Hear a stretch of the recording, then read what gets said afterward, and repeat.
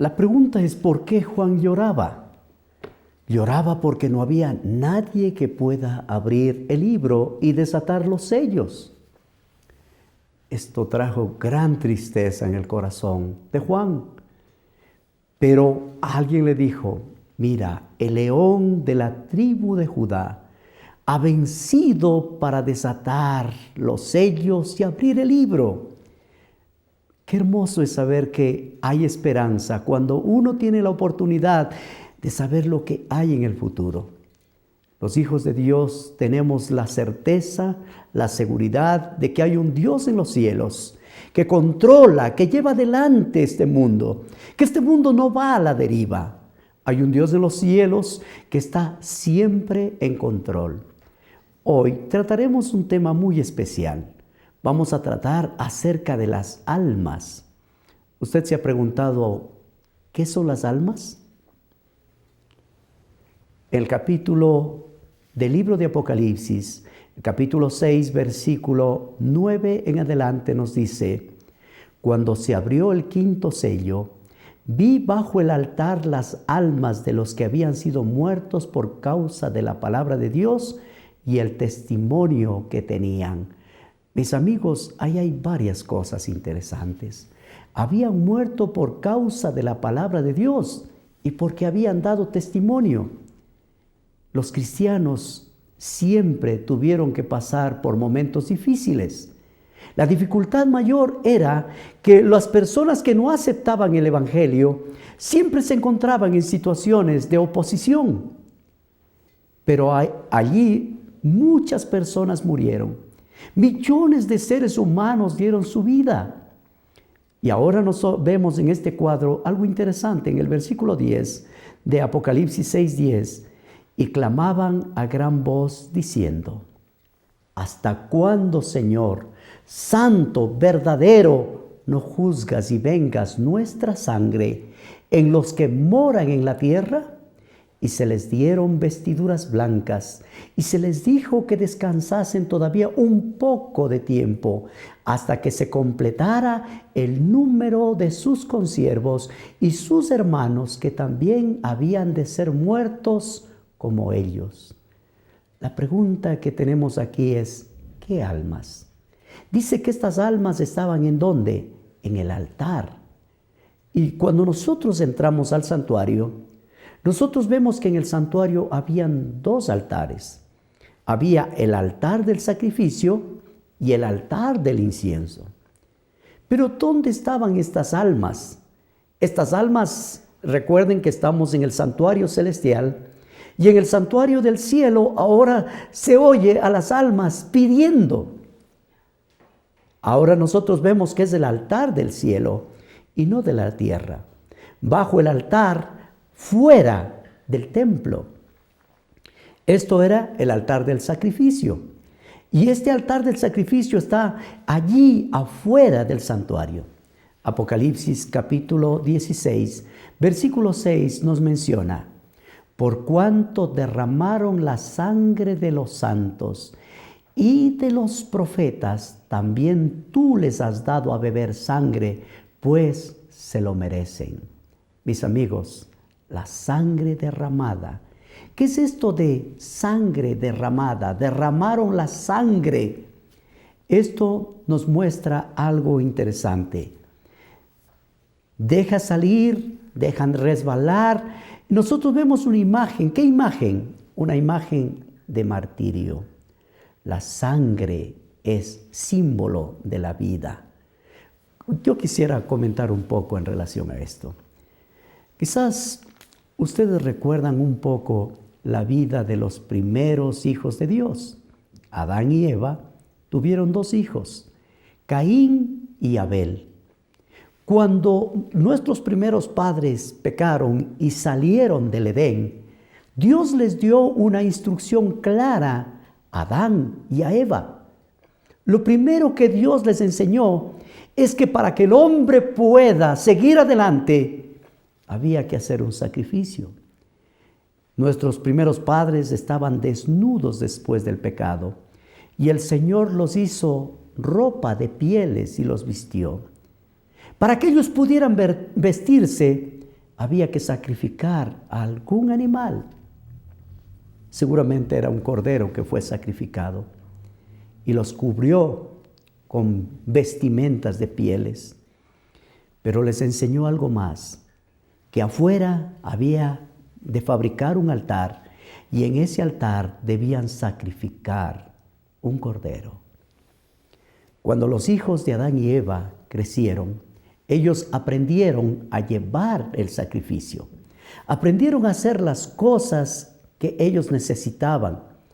Caín era labrador y llevaba el sacrificio a Dios, las frutas, lo mejor que él tenía, lo que él cosechaba. Pero Abel era pastor de ovejas. ¿Y él qué hacía? Él sacrificaba un cordero. Cada vez que él iba a llevar ofrenda a Dios, llevaba el mejor cordero que tenía. ¿Cómo era ofrecer el sacrificio? Abel llevaba su ovejita, quizás la que él más amaba. ¿Por qué? Porque Abel lo vio nacer, Abel les veía crecer, Abel los cuidaba con un amor tan grande, pero ahora Abel tenía que llevarle a Dios lo que él más amaba. Y una vez que llegaba al altar, ¿qué hacía Abel? Abel cortaba el cuello de la ovejita y la sangre dejaba caer al pie del altar. Y él ofrecía ese corderito allí en la presencia de Dios. ¿Qué pasaba? Lo que ofrecía Abel ascendía hasta el trono de la gracia de Dios. Pero lo que ofrecía Caín no se elevaba al trono de Dios. ¿Por qué?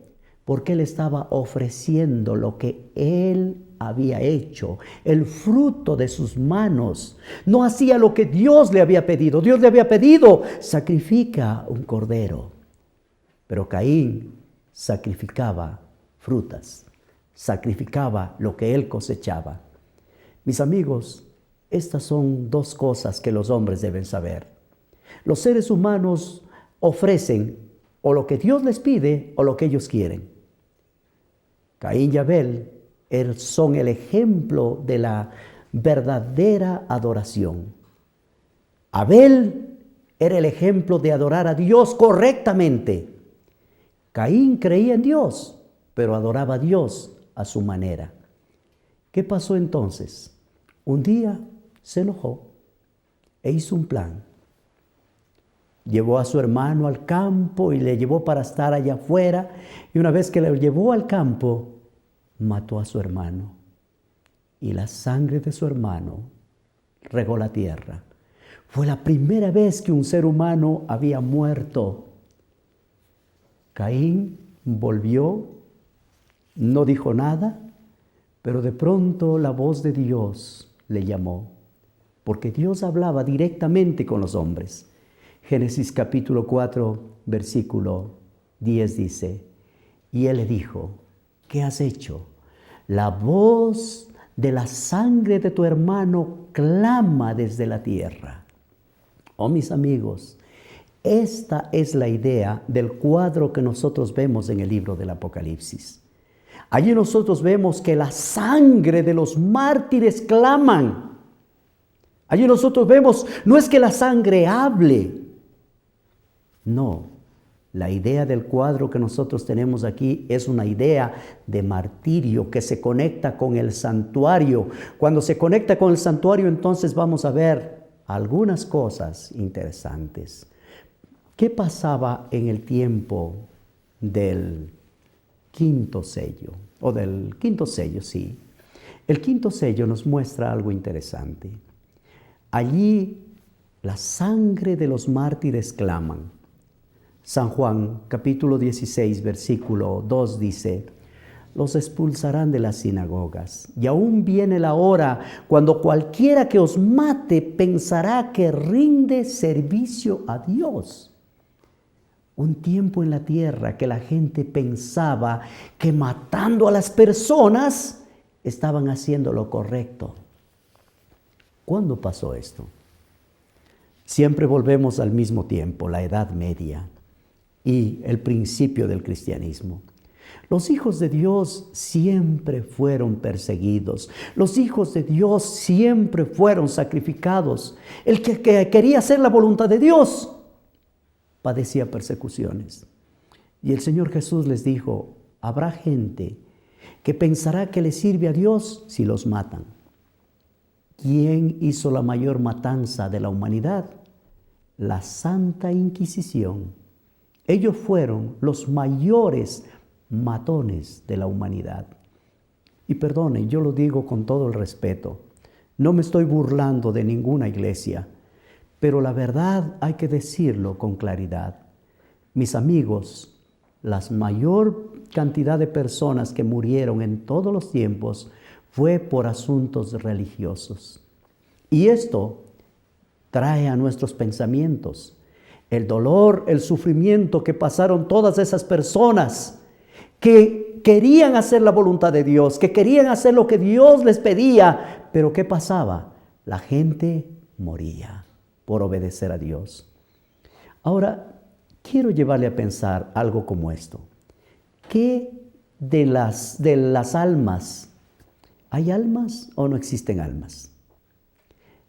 Quisiera hablar un poquito acerca del estado de la muerte. ¿Qué es la muerte? Esto nos muestra alguna cosa interesante. Primero, nos muestra que las almas no están en el cielo o en el infierno, no están allí. ¿Qué es lo que hay? Si hay un cielo, en el altar, noten estas almas que se muestran allí, que claman, están en el altar del sacrificio donde se quemaba la ofrenda. Esto es en la tierra. Estas almas están allí y están pidiendo y están clamando. Apocalipsis capítulo 20, versículo 4, dice, y vi tronos, y se sentaron sobre ellos los que recibieron la facultad para juzgar. Y vi las almas de los decapitados por causa del testimonio de Jesús y por la palabra de Dios, los que no habían adorado a la bestia ni a su imagen y no habían recibido la marca en sus frentes ni en sus manos, vivieron y reinaron con Cristo 1000 años. Mis amigos, esto es interesante. Vivieron y reinaron con Cristo, no volvieron a vivir hasta que se cumplió 1000 años. Noten allí, vienen a la vida al inicio de los 1000 años. Los mártires se mantienen en sus tumbas hasta la segunda venida de Cristo Jesús. Estos fieles se mantienen al cuidado de Dios, pero pronto algo va a suceder. ¿Qué sucede a su alrededor? Apocalipsis capítulo 6 es una descripción simbólica de cómo la sangre de los mártires claman. Simbólicamente están pidiendo a Dios, ya que no es justo que la gente que ha hecho bien y que han sido perseguidos estén allí sin ser juzgados los que les quitaron la vida. Por eso nos dicen clama. Al igual que nosotros vimos la historia de Caín y Abel, que la sangre de Abel clamaba desde la tierra. Apocalipsis capítulo 6, versículo 10. Y clamaban a gran voz diciendo, ¿hasta cuándo, Señor santo y verdadero, no juzgas y vengas nuestra sangre en los que moran en la tierra? Y esta frase, ¿hasta cuándo?, es una frase que tiene una larga historia. En el Antiguo Testamento, como ser en el Salmo 79, versículos 6 y 7, dice, ¿hasta cuándo, oh Jehová, estarás airado para siempre? Esta pregunta, ¿hasta cuándo? ¿Hasta cuándo?, se repite vez tras vez. Cuando nosotros vemos la ira de Dios, este Dios que conoce todas las cosas, que sabe todas las cosas, nos llama, nos pide, nos suplica. Pero la pregunta es, ¿hasta cuándo? ¿Por qué darás a las gentes? ¿Dónde estás tú, oh Dios? Sea notoria a las gentes delante de nuestros ojos la venganza de la sangre de tus siervos que fue derramada. Y esto está hablando de la destrucción de Jerusalén. ¿Hasta cuándo va a pasar esto? Habacuc, el capítulo 1, en el versículo 2, Otra vez aparece, ¿hasta cuándo, oh Jehová, clamaré y no oirás? Estas son preguntas, ¿hasta cuándo? Mientras la violencia exista, mientras existan los problemas, siempre preguntarán, ¿por qué o hasta cuándo? Daniel capítulo 8, versículo 13 dice, entonces oí a un santo que hablaba y a otro de los santos que preguntó a aquel que hablaba, ¿hasta cuándo durará la visión del continuo sacrificio y la prevaricación asoladora, entregando el santuario y el ejército para ser pisoteados? La pregunta es otra vez, ¿hasta cuándo? Quizás usted se ha preguntado más de una vez, ¿hasta cuándo? ¿Hasta cuándo tengo que sufrir? ¿Hasta cuándo tengo que esperar? ¿Hasta cuándo voy a tener salud? ¿Hasta cuándo? Y siempre nos preguntamos como si Dios se hubiera olvidado de nosotros. Pero no es así. Dios no se olvida de sus hijos. Siempre en tu mente va a venir un hasta cuándo. Pero la respuesta de Dios viene en el momento oportuno. No nos desesperemos si no tenemos una respuesta. Allí en el altar, estos seres humanos que fueron sacrificados, que ahora duermen en el polvo de la tierra, simbólicamente están clamando y están diciendo, ¿hasta cuándo, Señor? Ese clamor de protesta, ese clamor que dicen, Señor, ¿hasta cuándo no vas a vengar la persecución? ¿Hasta cuándo estos inocentes que han sido muertos, hasta cuándo estos culpables serán condenados? Mis amigos, Dios no pasa por alto. Esto sucede después de los 4 caballos, del tiempo de dolor, del tiempo de la muerte, del tiempo de la persecución. Esto está sucediendo. Esto es antes del fin de la tierra, antes de que el Señor se manifieste. Es tiempo cuando Dios todavía no ha juzgado. Es un tiempo cuando Dios todavía no ha mostrado su venganza. Apocalipsis 6:10, y clamaban a gran voz diciendo, ¿hasta cuándo, Señor, santo, verdadero, no juzgas y vengas nuestra sangre en los que moran en la tierra? La pregunta es, los que moran en la tierra, ¿quiénes son los que moran en la tierra? Esta es una palabra técnica que se usa para mencionar a los malos, para los que no aceptan el Evangelio, para los que persiguen. Noten Apocalipsis capítulo 8, versículo 13, dice, y miré y oí a un ángel volar en medio del cielo, diciendo a gran voz, ¡ay, ay, ay de los moradores de la tierra, a causa de los otros toques de trompeta que están para sonar los 3 ángeles! Moradores de la tierra tienen que ver con la gente que no es de Dios, con la gente que no ha aceptado la bondad de Dios. Apocalipsis 6:11 dice, y se les dieron vestiduras blancas, y se les dijo que descansen todavía un poco de tiempo, hasta que se completara el número de sus consiervos y sus hermanos, que también habían de ser muertos como ellos. Se les dieron vestiduras blancas. Este es un lenguaje hermoso. Es como una foto cuando usted mira vestidos de ropas blancas. Simbólicamente es símbolo de justicia, de perdón y de paz. Apocalipsis 3, en el versículo 4, hay otra declaración de las ropas blancas. A la iglesia de Sardis se le dio la promesa, pero tienes unas pocas personas en Sardis que no han manchado sus vestiduras y andarán conmigo en vestiduras blancas porque son dignas. Las vestiduras son una manifestación de la dignidad. Al que venciere será vestido de vestiduras blancas, y no borraré su nombre del libro de la vida, y confesaré su nombre delante de mi Padre y delante de sus ángeles. Qué hermosas declaraciones. Una declaración de lo que Dios está haciendo por sus hijos. Ese Dios todopoderoso será el vestido, las vestiduras blancas, la ropa de los salvados. Sí, mis amigos, qué hermoso es saber que los redimidos tendrán ropas blancas.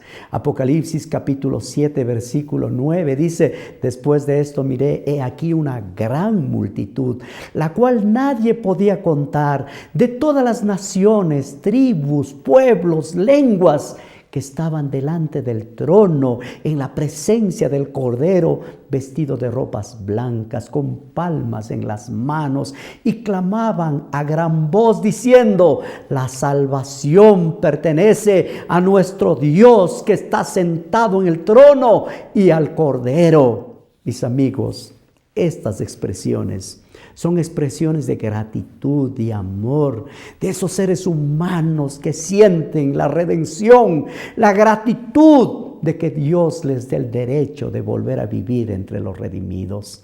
¡Qué hermoso! Allí hay una descripción realmente interesante. Mis amigos, quizás todo esto viene al tiempo de la Reforma. Allí hubieron gente que buscó la manera de mostrar la verdad de Dios. Wycliffe habló de la Biblia como la única autoridad. Hus habló acerca de la obediencia a Dios, y estos hombres lucharon por mostrar la verdad. Algunos fueron muertos. Martín Lutero habló de la gracia de Dios, de esa gracia maravillosa. Williams habló del bautismo por inmersión. Wesley habló del señorío de nuestro Señor Jesucristo. Guillermo Miller habló del advenimiento de nuestro Señor Jesucristo. Todos estos hombres dieron su vida, entregaron sus vidas para llevar el evangelio. Pero también hay una recompensa. ¿Cuándo sucederá esto? ¿Cuándo vendrá la recompensa para ellos? Los muertos vestidos de blanco nos hace pensar, no es que están vestidos allí, es simbólicamente. Esto muestra que son salvos. Se les da vestiduras blancas y esto les da seguridad, simbólicamente seguridad de que tienen la vida eterna asegurada. Mi amigo, qué hermoso es pensar que nuestro Dios tiene cada cosa con detalle. Si los muertos no saben nada, ¿cuál es la razón de esta escena? Noten, quiero mostrarles un poquito Eclesiastés capítulo 9, versículo 5. Allí nos dice: porque los que viven saben que han de morir, pero los muertos nada saben, ni tienen más paga, porque su memoria es puesta en olvido. Esto nos hace pensar, ¿los muertos saben algo? Nada. Los muertos no saben nada. Usted va a decir, pero entonces, ¿qué es la alma de mi papá, de mi mamá, de mi tío, de mi abuelo, que a veces nos visita? Mis amigos, esta es una enseñanza pagana. Y lo digo con toda claridad. Los egipcios pensaban que morían, iban a otro estado de vida. Luego, la iglesia tradicional puso esta parte del paganismo también en la iglesia. Hoy la gente piensa de la muerte de una manera muy interesante. Déjenme decir lo que yo sabía. Yo no voy a hablar porque escuché, yo viví. A mí me enseñaron que cuando una persona muere y es buena, se va al cielo. Si es un poquito buena y un poquito mala, se va al purgatorio. Pero si es mala, se va al infierno. Y si era un niño que había nacido y no fue bautizado, entonces se va al limbo. Y los seres humanos todos querían hacer algo. ¿Para qué? Para no irse al infierno, para no irse al purgatorio o para no irse al limbo. Esto es un caso bien serio. En esto nosotros vemos, estas almas no son almas conscientes, simplemente es un símbolo de aquellas personas que aceptaron al Señor Jesús, que se vistieron de la justicia de Cristo y que esperan el regreso de nuestro Señor Jesucristo. El Señor está para volver y para volver pronto. Pero ¿cómo viene Jesús? Jesús viene para juzgar. Jesús viene para traer a las personas lo que ellos merecen. Yo le pregunto, ¿usted está listo para el juicio de Dios? ¿Usted está listo para caminar con Dios? Cada uno de nosotros que vivimos en esta tierra, un día tenemos que responder ante el tribunal de Dios. Tradicionalmente se enseña que cuando usted muere, ya está en la presencia de Dios. Pero la Biblia dice que los muertos en Cristo resucitarán. Y si usted está en la presencia de Dios, ¿para qué tiene que resucitar en la tierra? Analice, piense un poco. Si usted piensa, usted se va a dar cuenta que lo que usted aprendió o lo que usted está viviendo no es más que una bonita filosofía. Una filosofía que le hace estar tranquilo. Yo quisiera que usted vaya a la Biblia, que le diga a Dios, querido Dios, quiero conocer la verdad para ser libre. Conoceréis la verdad y la verdad os hará libre. Conoceréis esa verdad que te dará vida y vida eterna. Cuando nosotros buscamos a Dios con todo nuestro corazón, ese Dios nos da la victoria, la seguridad, la paz, la tranquilidad que el ser humano necesita. Hoy es tiempo de buscarle a Dios. Hoy es tiempo de decirle, Señor, quiero ser uno más de esos mártires que está dispuesto a seguirle a Dios. En el mundo tendréis aflicción, pero confiad, yo he vencido al mundo, dice Jesús. Habrá un juicio previo antes de la venida de Jesús. Y las ropas blancas es lo que la persona recibe en el juicio. Habrá un juicio final para las personas que viven en esta tierra. Y se refiere a la segunda mitad del libro del Apocalipsis. Eso vamos a estudiar más adelante y vamos a hablar acerca del juicio final. ¿Cómo será el juicio final? ¿Qué pasará en el juicio final? Estas interrogantes le iremos contestando más adelante. Nosotros tenemos cosas hermosas. El Evangelio de nuestro Señor Jesucristo, hay gente que está a favor del Evangelio y hay gente que está en contra del Evangelio. Pero todos seremos juzgados. Los que estamos a favor del Evangelio recibiremos las vestiduras blancas. Los que están en contra del Evangelio recibirán otro tipo de castigo. Mis amigos, necesitamos aprender a vivir confiando plenamente en Dios, con seguridad, con paz, sabiendo que los muertos nada saben, que su memoria es puesta en olvido, su amor, su envidia fenecieron ya y que solo esperan el regreso de nuestro Señor Jesucristo.